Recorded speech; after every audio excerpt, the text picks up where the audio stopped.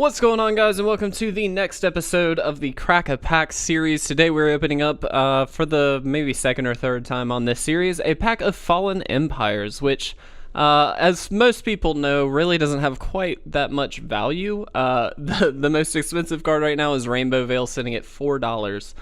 So unfortunately, not a lot to be had here, but still really cool to open up some of these old packs. It's not something we get to see every day, so always excited to see that. There is a lot of alternate art in this set, which I think is really interesting, so hopefully we get to see some really cool stuff there. But as always, we're going to do our best to go through this as if it is a draft scenario, so we'll figure out what our pack 1 pick 1 would hopefully be.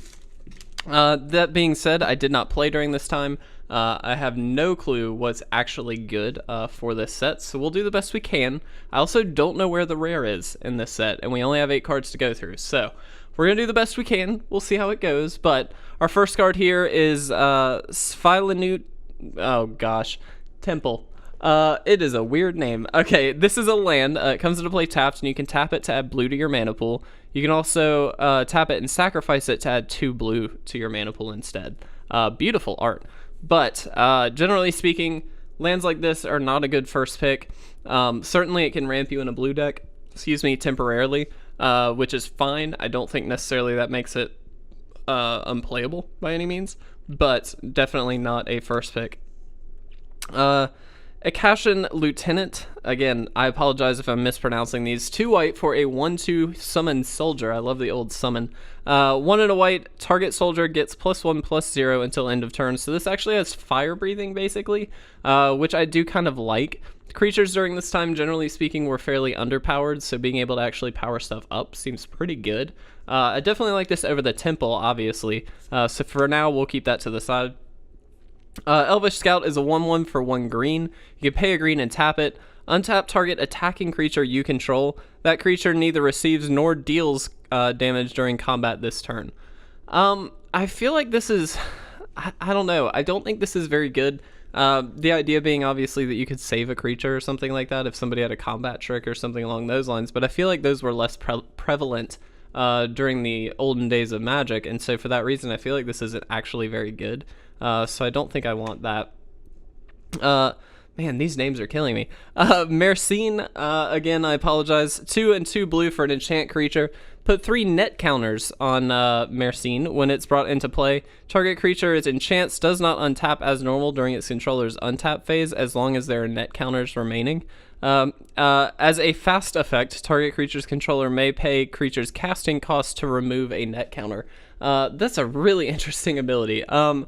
I feel like this is probably decent during this time. It's a little overcosted, obviously, and it's only for a few turns, so I'm not a huge fan of that. You also give your opponent a way sort of around it if they want to just keep pushing mana into it. So if they have nothing to do and they just put some mana into this, it could be that this doesn't last very long. But it is a tempo card. It's basically a form of tempo. I think I'd still rather have the Lieutenant. It's a more proactive card, and I like that kind of a thing in drafts. So for me, I think it's still the Lieutenant. Dwarven Soldier is a 2/1 for 1 and a red. If it blocks or is blocked by orcs, it gets +0/+2 until end of turn. Don't like this card. It's probably fine in a red deck. It's just a 2/1 for 2, obviously with some random upside occasionally, but it's very, very specific. Not really what I would be looking for, and so for that reason, I would not want it. High Tide, which is a very good constructed card. Instant for 1 blue. Until the end of the turn, all islands produce an additional blue mana when tapped, 4 mana. So there's, if you don't know, constructed deck, a number of constructed decks that run this with a bunch of untap effects. And so you basically play High Tide, tap all your lands, use that mana to untap them, and then tap them again for tons and tons of mana. And then you can actually just generate, theoretically, infinite mana and deck your opponent or storm off, do something exciting.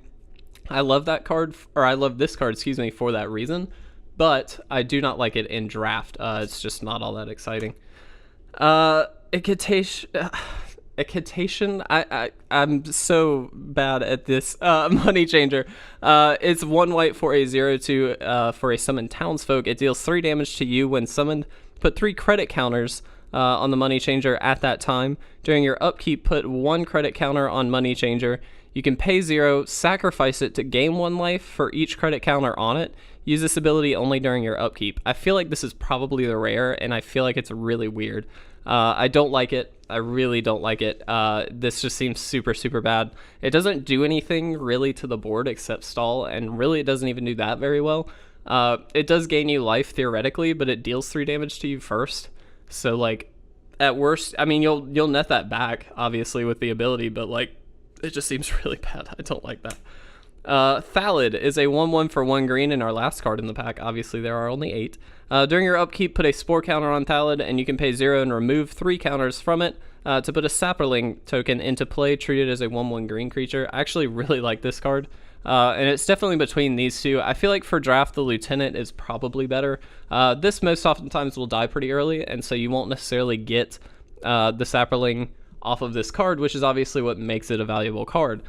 So I do like the Lieutenant. I like the fact that it powers itself up, as well as other soldiers. It doesn't necessarily have to be this. And so for that reason, it has synergy elsewhere, which is great. So definitely the Lieutenant for me. Please let me know in the comment section below if you disagree, if you agree. Tell me why. I'd be interested to know. But if you did enjoy this video, please leave a like or a comment down below. And as always, please make sure to subscribe to stay up to date on all of our awesome content. But with that, I'm going to get out of here, guys. Thanks for watching. I'll see you in the next Crack-A-Pack video.